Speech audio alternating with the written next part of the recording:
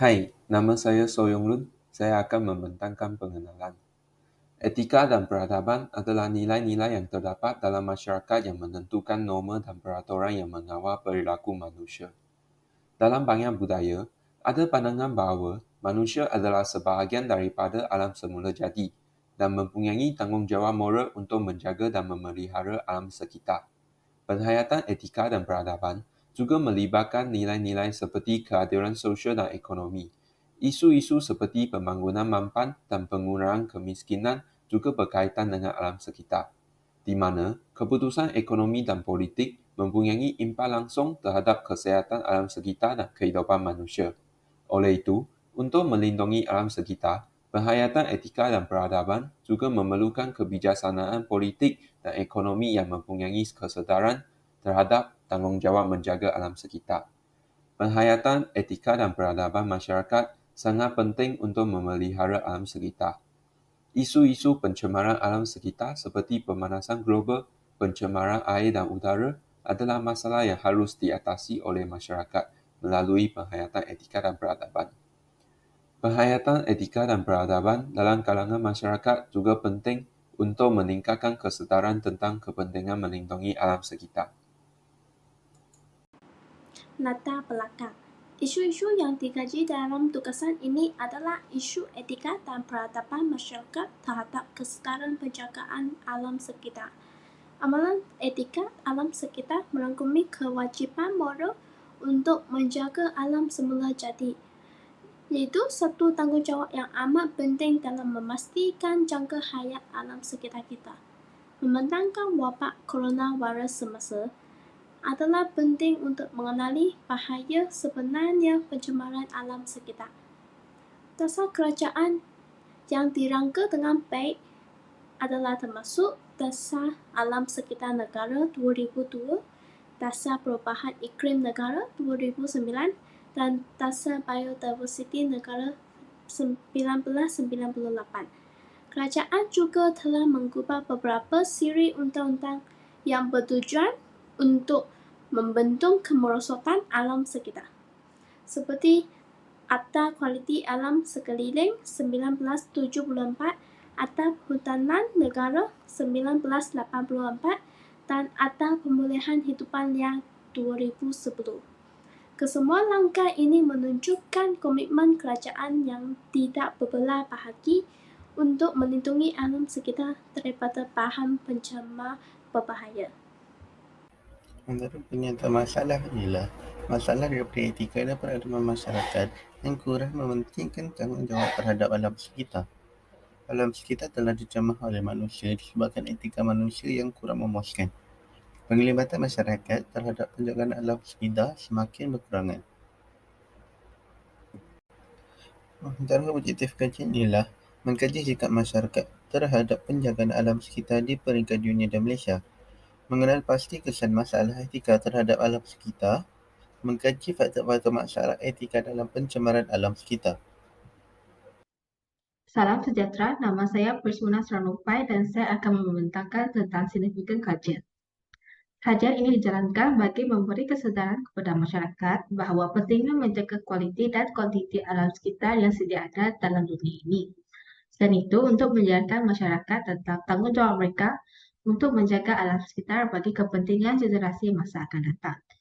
Kajian ini juga dijalankan bagi menghargai alam sekitar, di mana manusia tidak melakukan tindakan yang boleh mengancam dan merosakkan alam sekitar. Kajian ini juga dijalankan bagi membangunkan tingkah laku yang mengambil peran akan pentingnya penjagaan alam sekitar. Kajian ini juga bertujuan mengkaji prinsip etika dan keprihatinan dalam diri masyarakat tentang pemeliharaan dan pemulihan alam sekitar, di mana etika alam sekitar ini dapat memberi pengajaran dan kesedaran kepada kita untuk menjaga alam sekitar dengan mengaplikasikan konsep pemeliharaan dan pemuliharaan dalam diri kita. Sekian, terima kasih.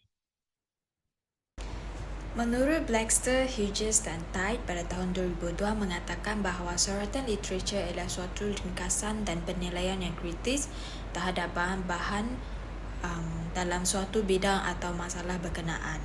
Terdapat 3 literatur yang digunakan dalam kajian ini, iaitu Kajian yang pertama ialah daripada Abdul Aziz Rekan dan Yusmini Muhammad Yusof pada tahun 2016 mengenal pasti dimensi penilaian guru pendidikan Islam menengah rendah setelah mengintegrasikan pendidikan nilai Islam dan alam sekitar dalam pengajaran.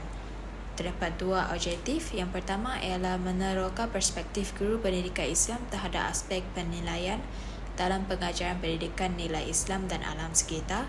Yang kedua, menganalisis bentuk pengalaman guru pendidikan Islam dalam menjalankan penilaian tersebut di sekolah. Hasil dapatan daripada kajian pertama ini ialah dimensi penilaian guru pendidikan Islam telah membuka ruang kepada pelajar untuk mengasah dan membangun kecerdasan naturalistik mereka berlandaskan nilai-nilai Islam. Kajian yang kedua ialah daripada Nur Azizah Samsudin dan Zanatun Iksan 2015 mendapatkan refleksi pelajar setelah melakukan kajian aplikasi kendiri alam sekitar ataupun dalam singkatan ialah KAKAS.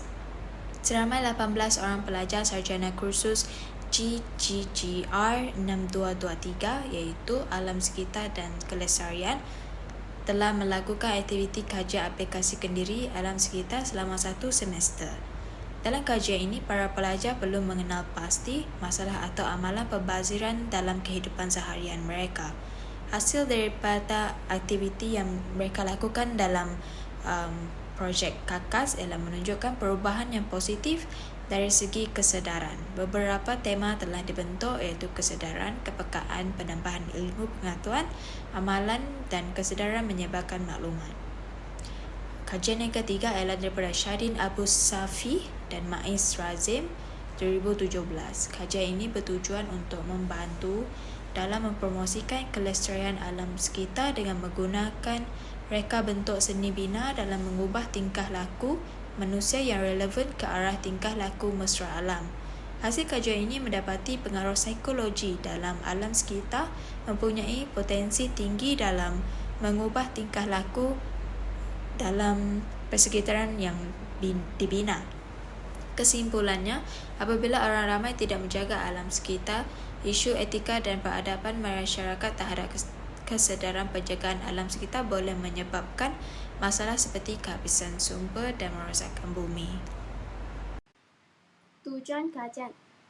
Tujuan yang pertama adalah mengkaji sikap masyarakat terhadap penjagaan alam sekitar di peringkat dunia dan Malaysia. Tujuan yang kedua adalah untuk mengenal pasti kesan masalah etika terhadap alam sekitar, dan tujuan yang ketiga adalah untuk mengkaji faktor-faktor masalah etika dalam pencemaran alam sekitar. Sekarang saya akan mengucapkan tentang isu semasa dan cabaran pertama, iaitu pencemaran air. Pencemaran air boleh terbahagi kepada dua, iaitu pencemaran sungai dan pencemaran laut. Faktor-faktor pencemaran kedua-dua bahagian ini adalah serupa. Pencemaran ini berlaku kerana aktiviti manusia. Contohnya, pihak kilang membuang sisa dan toksin ke dalam sungai untuk menjimatkan kos kilang. Selain itu, faktor-faktor pencemaran adalah aktiviti pertanian. Para petani akan menggunakan racun perosak dan baja untuk tanaman mereka. Tetapi, sisa dari racun perosak dan baja akan diserap ke dalam tanah dan mengalir ke sungai. Faktor yang lain adalah pertumbuhan minyak, berlanggaran kapal dan berlaku kebocoran tangki minyak akan menyebabkan pertumbuhan minyak dan pencemaran laut. Selain itu, sisa pejabat yang dibuang ke dalam laut juga satu faktor pencemaran air. Pencemaran air boleh membawa kebanyakan kesan kepada manusia dan alam sekitar, seperti penyebaran penyakit, kepupusan haiwan dan peningkatan kos rawatan air. Cabaran yang dihadapi dalam mengatasi isu ini adalah masyarakat mengurangkan kesetaraan terhadap pemeliharaan air. Oleh itu, kerajaan perlulah meningkatkan kesetaraan masyarakat melalui berbagai program seperti kempen kesetaraan alam sekitar. Selain itu, cabaran yang dihadapi adalah kos rawatan yang tinggi dan tiada undang-undang yang diubah untuk penggunaan, pemeliharaan dan perlindungan terhadap pengurusan sumber air. Semasa cabaran-cabaran ini dapat diatasi, kami boleh dapat mengatasi isu pencemaran air. Justru, kita boleh menjamin hubungan antara manusia dengan alam sekitar. Dalam isu kedua, yang didapati bahawa terdapatnya banyak masyarakat dalam penggunaan bahan bakar fosil. Hal ini dapat dikaitkan dengan penggunaan bahan bakar fosil seperti minyak dan batu bara yang menyebabkan emisi gas rumah kaca dan mempercepatkan perubahan iklim. Ketika bahan bakar fosil digunakan, karbon dioksida dan gas lainnya dilepaskan ke atmosfera dan menangkap panas matahari yang menyebabkan efek pemanasan global dan perubahan iklim. Emisi gas rumah kaca dari penggunaan bahan bakar fosil akan mendatangkan impak negatif kepada lingkungan alam sekitar dan kesihatan manusia, termasuklah peningkatan suhu global, peningkatan intensiti cuaca ekstrim, kenaikan permukaan air laut dan penurunan kualiti udara. Oleh itu, banyak negara dan organisasi internasional telah berusaha untuk mengurangi penggunaan bahan bakar fosil dan meningkatkan penggunaan sumber energi terbaru seperti tenaga suria dengan tenaga angin. Terdapat satu contoh iaitu daripada berita Astro Avani. Dalam berita tersebut telah mencatatkan kematian dalam dunia ini mendapati sebanyak 8.7 juta kematian akibat bahan bakar fosil, lebih tinggi berbanding dengan merokok. Oleh itu, terdapat juga cabaran yang dialami dalam isu tersebut. Salah satunya adalah kekurangan pengetahuan teknis. Hal ini dikatakan demikian, masyarakat mungkin tidak memiliki pengetahuan teknis yang cukup tentang cara menjaga lingkungan alam sekitar atau cara mengurangi impak negatif pada lingkungan alam sekitar. Lain kata iaitu mereka tidak menyedari terhadap tindakan mereka yang tidak bertanggungjawab yang akan menjejaskan alam sekitar. Oleh kerana itu, diperlukan peningkatan pengetahuan teknis melalui latihan dan edukasi. Pengurusan tertinggi dapat memainkan peranan penting dalam memberikan latihan dan edukasi kepada masyarakat. Contohnya program latihan dan kursus tentang menghargai lingkungan alam sekitar dan keberlanjutan.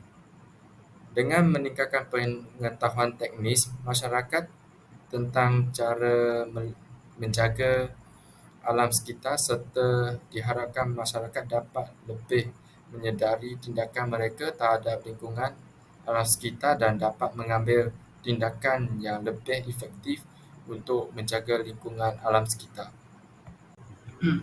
Isu semasa dan cabaran ketiga dalam laporan ini adalah pembalakan haram. Pembalakan haram ini adalah satu tingkah laku yang salah dalam penghutanan dan yang dianggapkan pencurian kayu balak. Isu ini selalu dikatakan dan masih aktif dalam Malaysia, telah melibatkan dengan isu-isu lain seperti rasuah, ketidakseimbangan ekonomi, dan paling utamanya ia telah memberi kesan buruk kepada ekosistem. Antara faktor yang menyebabkan pembalakan haram ini adalah permintaan pasaran yang tinggi dari pasaran domestik. Ini disebabkan kayu balak di Malaysia adalah berkualiti tinggi. Jika permintaan pasaran tidak dapat dipenuhi oleh industri pembalakan yang sah, ia akan mendorongkan pembalakan haram. Selain itu, penyalahgunaan kuasa serta amalan rasuah dalam industri pembalakan juga merupakan satu faktor pembalakan haram. Isu ini telah menyebabkan kerosakan ekosistem. Hal ini kerana hutan merupakan habitat flora dan fauna. Jika pembalakan haram ini tidak dikawalkan, ia akan menyebabkan kepupusan dan mengganggu ekosistem. Dan pembalakan haram ini juga memberi kesan dan mempengaruhi kehidupan orang asli. Hal ini kerana masyarakat orang asli ini berasa terancam apabila pembalakan ini berlaku di hutan. Lagipun mereka amat bergantung kepada sumber pendapatan dan kawasan tatuan air di hutan. Dan cabaran untuk mengatasi isu ini adalah nisbah anggota penguatkuasaan pihak kuasa dengan keluasan hutan yang tidak seimbang. Nisbah ini adalah tidak seimbang di Malaysia. Maksudnya kuantiti pegawai tugas tidak cukup untuk menjalankan tugas mereka di hutan yang luas. Selain itu, kerjasama internasional terhadap jenayah ini juga adalah satu cabaran. Hal ini kerana pembalakan adalah satu jenayah yang luas kerana jenayah ini telah melibatkan perniagaan kayu balak yang haram. Itu saja daripada saya. Terima kasih. Untuk kesimpulan, kesedaran masyarakat terhadap alam sekitar sangatlah penting untuk menjaga dan melindungi lingkungan. Kesedaran masyarakat tentang alam sekitar dapat menghasilkan perubahan perilaku yang lebih ramah. Dalam pemahaman yang lebih baik tentang dampak dari kegiatan sehari-harian, masyarakat dapat mengadopsi praktik yang lebih berkelanjutan seperti mengurangi penggunaan plastik, berhemat energi dan memilih transportasi yang ramah dan lingkungan. Kesedaran masyarakat terhadap alam sekitar memiliki dampak jangka masa yang sangat signifikan. Ketika masyarakat secara kolektif peduli terhadap lingkungan, itu mendorong kebijaksanaan pemerintah yang lebih baik, mempengaruhi praktik bisnes yang berkelanjutan dan menciptakan budaya yang lebih peduli terhadap alam sekitar.